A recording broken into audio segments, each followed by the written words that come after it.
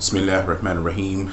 Alhamdulillahi Rabbil Alameen. Wa salatu wa salam ala Rasulillah wa ala alihi wa sahbihi ajma'een. Amma ba'd. Firstly, I want to welcome you, O noble listener, to my humble webcast thing, video, like that. Anyway, I am living now, I've lived abroad, or I've lived in the Middle East region now for almost 5 years, well, alhamdulillah. So I want to just try to give some idea to those who are contemplating on living in the Middle East, and those who are already working or have some knowledge and they want to come over, some things that you may want to take into consideration. Sometimes there are things that we should ask and we don't remember to ask them, or we don't know to ask them, or we have acquired information from other people who may not necessarily be accurate in their presentations. So I want to try to cover just a few things in this short session of what one should expect. I think the thing that is most dear to me, or something that is more of an issue with me, is education. The education in the Middle East, you have different types of schools. You have government school, what they call government school, we call public school. Then you have the private sector. And the private sector, or the private schools, is of two types. Three. There are Islamic schools. Then there are private all Arabic schools. And then there are private bilingual schools. It would seem that the bilingual schools, that is a school that teaches an Arabic curriculum, and an American curriculum, or British curriculum, or an Australian curriculum, or Filipino, like this, more than one language is taught in the curriculum. These seem to be where you will find the larger concentrations of students after public school. Public school, or rather government school, private school rather, is a different animal here. Most of the time, and I try to say this as delicately as I can, so forgive me if I seem like I'm at a loss for words, but a lot of people are going to be viewing this, and I don't want to step on anyone's toes, but I do have to tell the truth. But I'm going to try to tell it as softly as I can, but still get the point across. The subject of education in many countries is very important.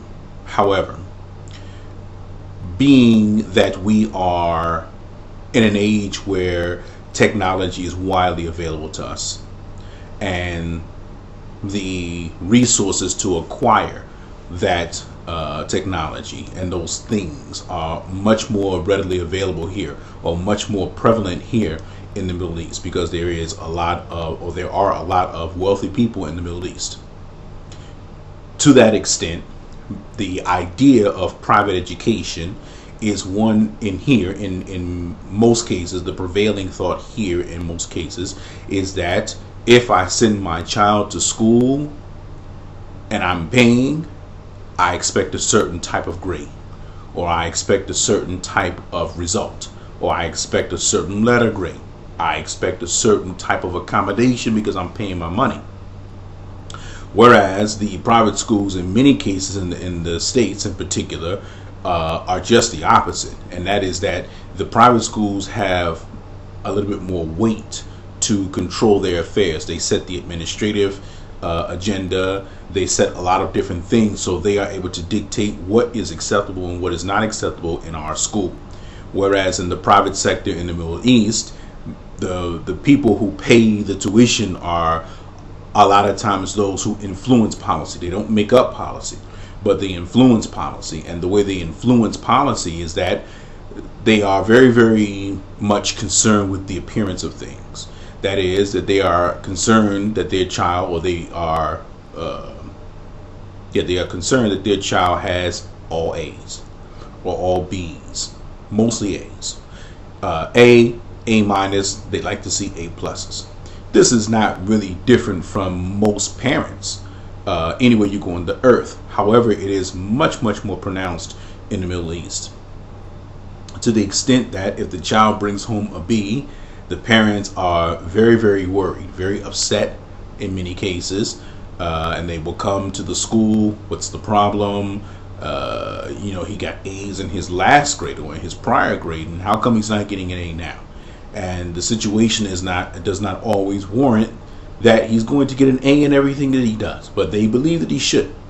And if you are a teacher of English in particular, excuse me, they expect nothing less than an A. Although you and I know that the possibility of a second language learner achieving an A every single time, unless he's extremely bright, he or she is extremely bright, is not necessarily something that's going to happen all the time. They are second language learners, and in many cases this second language is a foreign language. It is, for all intents and purposes, a foreign language. So they're not going to acquire an A all the time, but this is not good enough for the parents sometimes. So you try to explain to them that your son or your daughter has some difficulty with certain things within the language itself, be it writing or spelling, or vocabulary or comprehension, or like this. They don't want to accept that. They don't want to accept that their son or daughter learns at a slower rate or has some difficulty with the language. So they will pressure you for this A. They will do what they can to make sure that the grade is adjusted so. Or they will do what they can to make sure that the workload is such that he can come out with an A. So I'm saying all that in a very long, drawn out way. I'm saying all that to say that you have to be prepared if you're going to teach here in the Middle East, that the parents are very concerned with the appearance of grades, and that the administration for the schools is they are apt to complying with the wishes of the parent. They are very accommodating to the parent, even though in their face they see that the son, or rather the student, boy or girl, has some definite learning problems. But they will pressure the teacher to make sure that the teacher prepares the material in such a way that he can only achieve an A. And I say this because I know, because I teach in school. And I've heard it worded many different types of ways. I've heard it worded where a parent will say, or rather the person that is in charge will say, listen, make sure the question is worded in the best way so that they can understand it. Make sure you go over all the material. Make sure you explain. Even some people will say, some administrative people will say, give him extra worksheets and don't take off for this grade and round this grade up for this mark and give this grade for that mark and give that grade for that mark. And it winds up being that you have done everything short of giving him the mark. You have made it so very easy for him. You haven't challenged him. You've made it so easy for him that you have just about given him the mark. So we have to be careful with this when we're teaching other children and with our children in school, because the teachers in most cases, they don't want to be in a situation where they are having to deal with these parents. So in a lot of cases, they will just simply accommodate the child.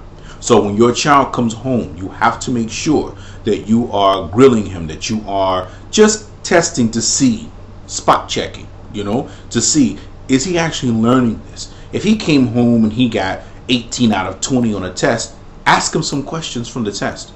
Ask to see the papers, the test papers from the parent. You guys, in some schools, they have a policy where they will not release the results, or they will not give the results unless you put the request in writing. So you should find out what the standard is, or what the policy is rather, for the school that your child is attending. You also should make sure that you get to have some regular meetings with the teachers. Many of them are of foreign origin, that is, For example, you might find teachers from India, teachers from Pakistan, from Bangladesh, from Egypt, from Syria, from